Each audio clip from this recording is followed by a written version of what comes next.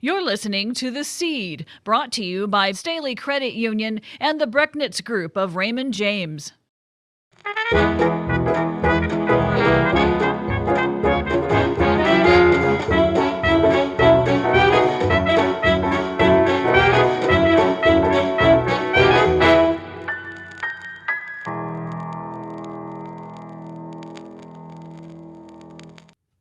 Welcome to The Seed. I'm Julie Staley over at Spencer Films, and joining me is our co-host, Laura Jahr, over at the Staley Museum. How are you today, Laura?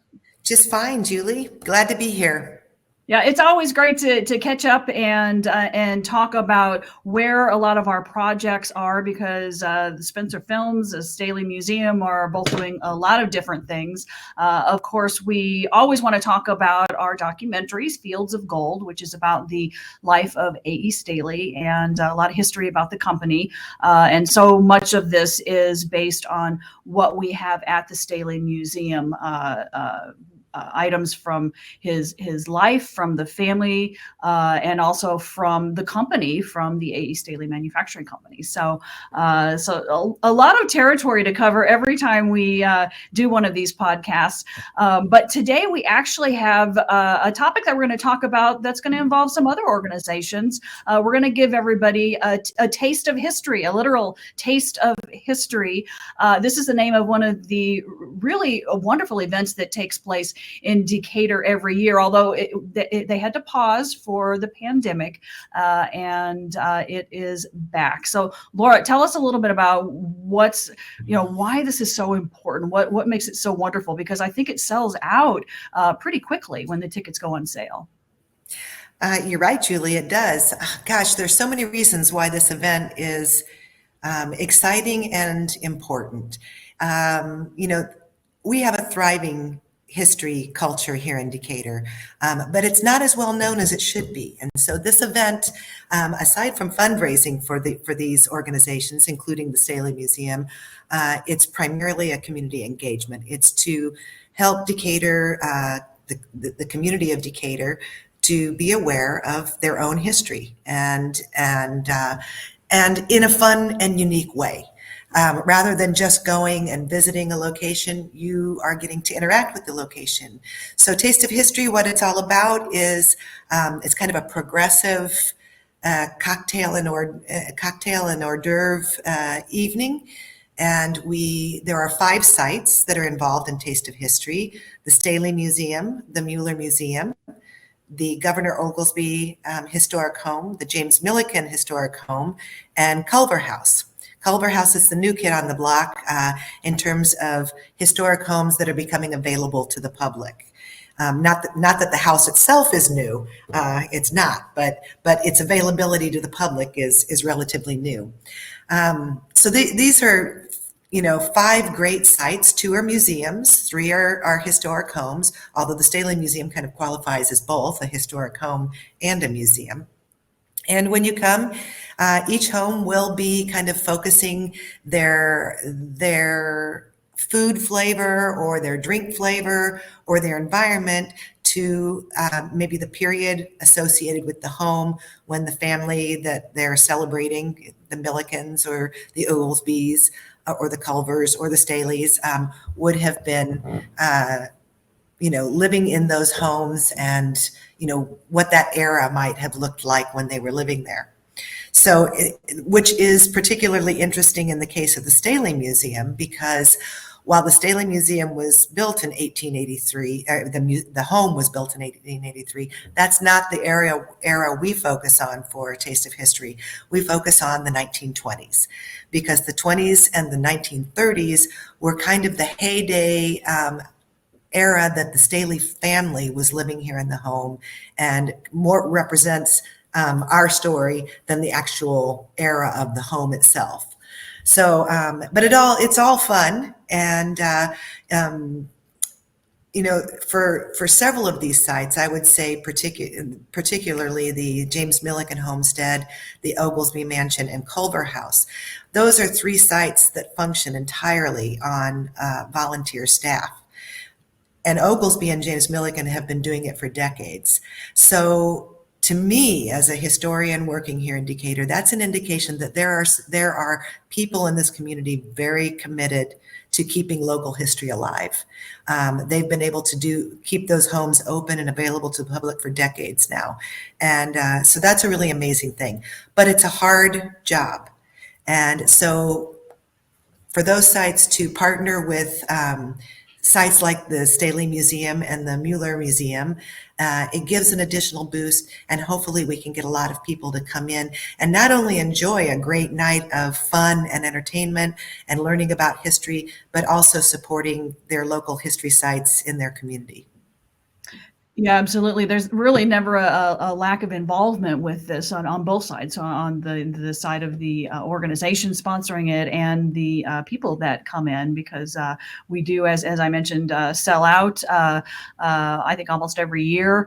And people that go to this are always surprised at the depth of history that we have in Decatur, which is it's good that they've noticed that, but in a way, it's you want to do more of these kinds of events and be able to provide more. But like you said, there are a lot of volunteers that make this happen. So it really is literally a community effort of people coming together, of volunteering their hours, donating money, donating time, donating resources, donating items, memorabilia that they may have that's related to our local history.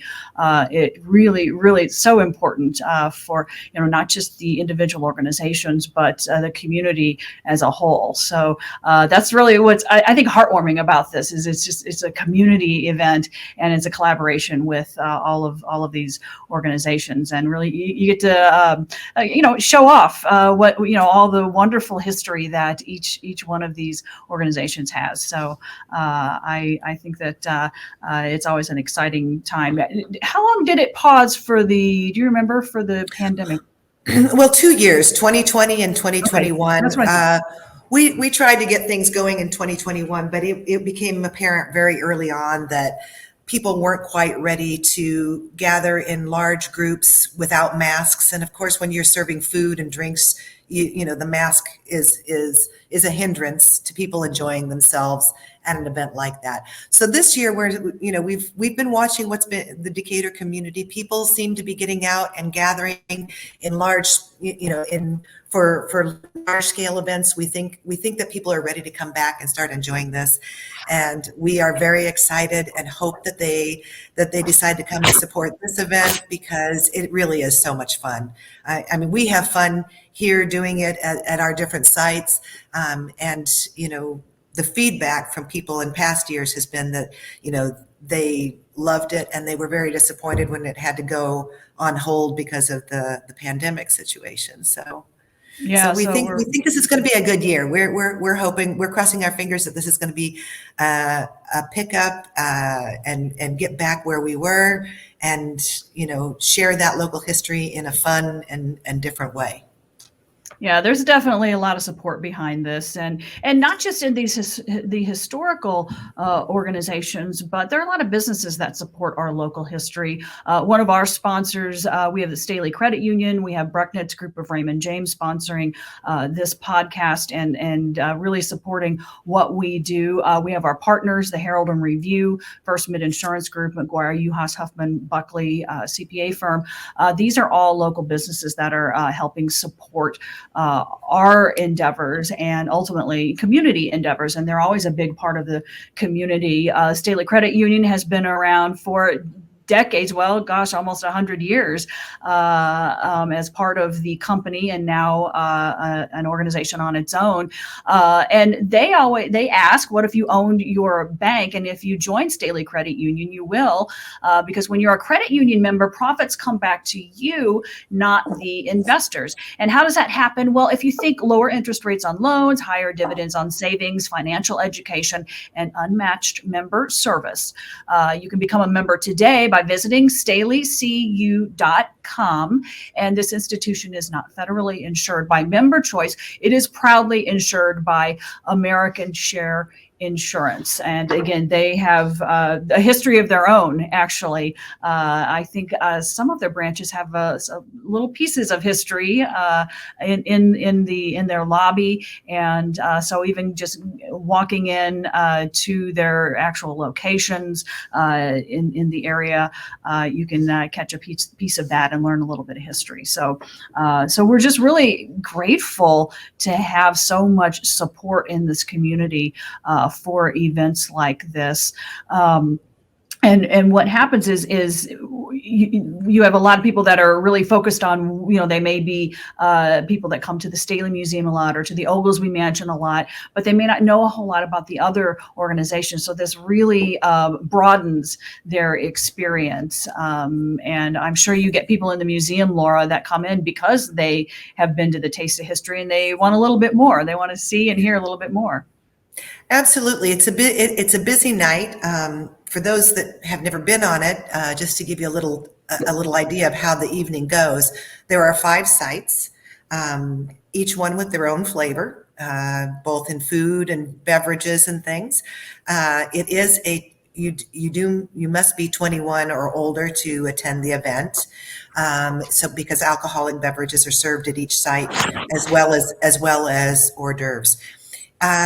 It's an event that it's like a progressive dinner. You go from one location to the next, and you can do that several ways. You can go the Decatur trolley. The Decatur has its new trolleys now, and they're offering their trolleys for us to be able to use them to transport guests from site to site. So we'll have a Decatur trolley.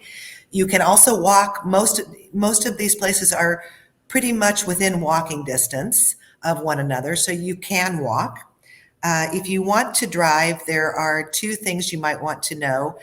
There is parking. If you want to park and then take the trolleys and walk, you can park at the Hieronymus Mueller Museum in the shared parking lot they share with the company, or you can park at Central Christian Church. Their parking lot is also available, and the trolley will be picking up there as well. If you drive yourself, you have to bear in mind that some of these locations don't have anything more than street parking available to them. And so you may find that you arrive, and if a particular location is receiving a lot of guests at that time, because we don't regulate the order that you visit the homes. So you might have to choose to go to a different one if you find that parking is difficult for you. Of course, that's not a problem if you use the trolley or walk. So that's kind of the way the event is set up. In the sense of what will you learn? Well, when you go to the Hieronymus Mueller Museum, if you're not familiar with the Mueller Museum story, it's a water and gas company that was started in the mid 1800s by an immigrant named Hieronymus Mueller. So it has a very long and in-depth history here in Decatur, dating way back. And it also kind of feeds into that era of people immigrating to this country from other places to seek out that American dream. Of course, the Staley Museum is telling the Staley manufacturing story and its own version of the American dream, this time with a homegrown person in A.E. Staley Sr. The Oglesby Mansion deals with Governor Oglesby and his 3 terms in service as governor of Illinois. And James Millikin Homestead, well, most people here in Decatur are familiar with the Millikin Bank and Millikin University, all founded and supported by the Millikin family. And then the Culver House, like I said, is a new story that not very many people are familiar with, but there is a Lincoln connection with the Culver story, which you can learn about when you visit their house. And another thing that most people don't know is that the Culver family started an electrical business that then grew and morphed into our present day Ameren, Illinois.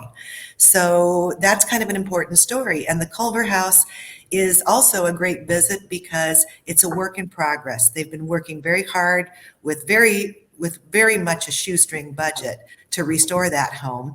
And they've made a lot of progress, but there's still a lot to be done. So when you go to visit the home, you'll get to see that work in progress of a historic home kind of coming together for, future use as, a luncheon spot, whatever they're able to do. So History in the making. history in the making. As they're putting all of this together. Yeah, again, the depth and the breadth of the history that's in this community is really amazing. So it's such a wonderful thing that this comes together. I know all of the organizations look forward to it. There's a lot of enthusiasm as you plan and put everything together. And also, what's really interesting is you get to experience a little extra piece of Decatur history if you ride the trolley, because there's a whole story, really, a lot of history with the trolley and the trolleys in Decatur. And yeah, of course, if you grew up in Decatur, you know, most people know a lot of history about that, but new folks to the area might not realize that goes way, way back. And so the trolley is not some kind of new touristy attraction. This is a piece of history that has continued for decades, over 100 years in Decatur. So it's just wonderful to see all of it come together. Kind of gives me goosebumps, really, to think about all of this history coming together at once. So well, and one of the I'm sorry. I was just going to say, it's a wonderful, wonderful event not to be missed. I think another reason this event has been successful is the party atmosphere at each place in terms of their music and their drinks, and they're focusing on eras. It seems to appeal to a wider age group of visitors than oftentimes local history is kind of reserved for the more mature or senior audience. When I say more mature, I mean the senior population. But we've seen that with this event, we've been able to attract a younger crowd, which is really wonderful, because they're the people that we want to include in local history. They're the people that will get out in the community and keep it alive for years to come. So. Well, yeah, and you can see how fun it is, and how enjoyable it can be just to not just learn about history, but you're experiencing history. Mm-hmm. And anytime you can make something an experience, you can definitely learn from it and appreciate it. And so I know that this event has done that in the past, and I know it will continue to for a long time. So hopefully this year we'll get a lot of new people to come in too. And talking about companies, again, that have a real history in the community, if we look at the Brecknitz Group of Raymond James, they have a team of professionals with more than 250 years of combined experiencing, offering steadfast guidance for families and individuals, businesses, and institutional investors. And this powerhouse of experience is supported by their award-winning resources of Raymond James, which is one of the largest independent financial service firms in the country. So if you have more information that you'd like to find out about, go to thebrecknitzgroup.com. That's the Brecknitz is BRECHNITZ group, GROUP.com. And the Brecknitz Group of Raymond James is a financial future backed by strength and stability. And we definitely have a lot of backing and a lot of support for these organizations that are putting on the Taste of History. I know it'll be a great event this year. Probably a lot of people are going to be coming back because they've missed it for a couple of years. Gauging by emails we've received, I think that will be the case. So people asking if it was going to happen this year. So, oh gosh, maybe you'll have to stretch it out for a month or so.